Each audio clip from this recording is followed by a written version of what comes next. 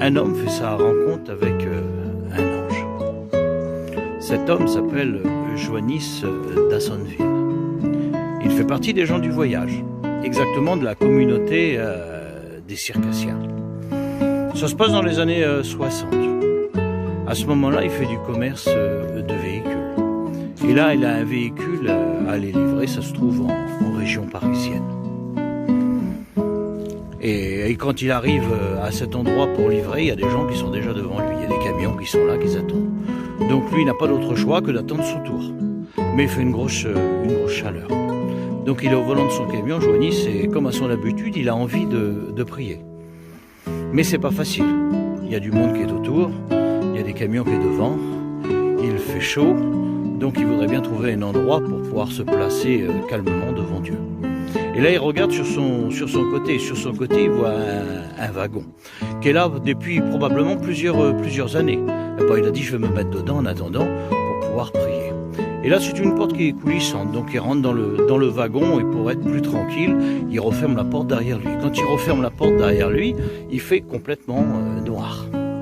Et là, comme à son habitude, Joannis aime se mettre à genoux pour prier. Donc, il se met à genoux et il commence à prier son Dieu. Il commence à l'invoquer. Et là, il écoute une voix. Il s'aperçoit qu'il y a une présence dans ce wagon.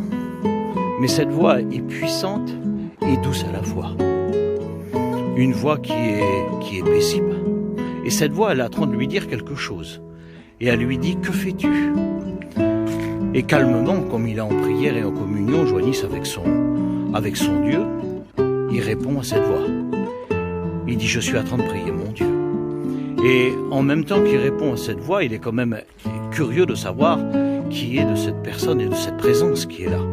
Donc il entrebâille, comme il est dos à la porte, il entrebâille avec sa main discrètement la porte. Et là, il y a un rayon de lumière qui rentre. Et quand il voit le rayon de lumière qui rentre, il aperçoit cette silhouette. Une silhouette glorieuse, illuminée. Et là, il réalise que c'est un ange qui a entendu parler. Et là, ne sachant quoi faire devant ce fait accompli, que cet ange est là et qui le contemple, il lui pose une question. Il dit, est-ce que tu as faim? L'ange ne donne pas de réponse. Et lui n'attend pas plus longtemps que l'ange donne une réponse. Lui décide d'aller lui chercher quelque chose à manger.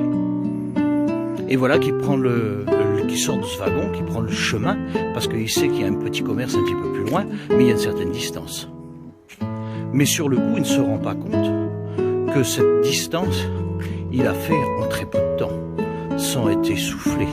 Il a l'impression que c'est même pas lui qui se porte. Et quand il arrive dans ce commerce, il prend de quoi à manger, et là, il reprend le chemin. Mais il s'aperçoit que c'est loin. Il s'aperçoit qu'il se met à courir, mais il est essoufflé. Et là, il réalise que le chemin inverse, il l'avait fait sans aucun effort. Et là, dans sa tête, il remémorise que l'ange doit être encore là. Et quand il arrive vers le wagon, il entrebâille la porte. Mais l'ange est parti. Alors là, une question vient en Joannis. Il dit, j'aurais peut-être dû attendre d'écouter ce qu'il avait à me dire. Une expérience merveilleuse que cet homme a fait. Joannis maintenant est parti près du Seigneur. Mais ce témoignage, il me l'avait dit. Pourtant des dizaines d'années plus tard, mais avec la même conviction dans son cœur, la même émotion. Témoignage qu'il n'a jamais oublié. Cette expérience que Joannis a fait, tu sais que toi aussi tu peux la faire.